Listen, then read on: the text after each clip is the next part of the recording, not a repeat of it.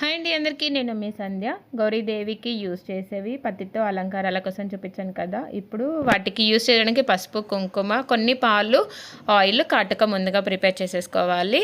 అన్నీ సరిపడా పాలు వేసి కలిపి పెట్టేసుకోవాలండి. అవసరమైతే కొన్ని పాలు ఎక్స్ట్రా పెట్టుకున్నాను మళ్ళీ యూజ్ చేసుకోవడానికి కోసం. ఒక వత్తివి, ఒక పోగువి, 1, 2 అయితే ఈజీగా చేసేసుకోవచ్చు. మీకు అది చూపించలేదు. 2, 3 పసుపువి, కుంకుమవి ఎలా చేయాలనేది చూపించాను ఈ వీడియోలో. నచ్చిన వాళ్ళు ఉంటే లైక్ చేయండి ప్లీజ్. కొత్తగా చూస్తున్న వాళ్ళు ఉంటే సబ్స్క్రైబ్ చేయండి. మీ సపోర్ట్ మాకు తెలియచేయండి. చాలా ఈజీ అండి చేయడం మాత్రం. 2 వేలకి కుంకుమ అయినా పసుపు అయినా పెట్టుకొని కొంచెం పత్తి తీసేసుకొని అన్నీ మనం వత్తి ఎలాగైతే చేస్తామో ముందు కొంచెం క్వాంటిటీ తీసుకొని ఇలా పసుపు ఎలా రాసేసుకోవాలో సేమ్ అన్నీ అలాగే చేసుకోవాలండి.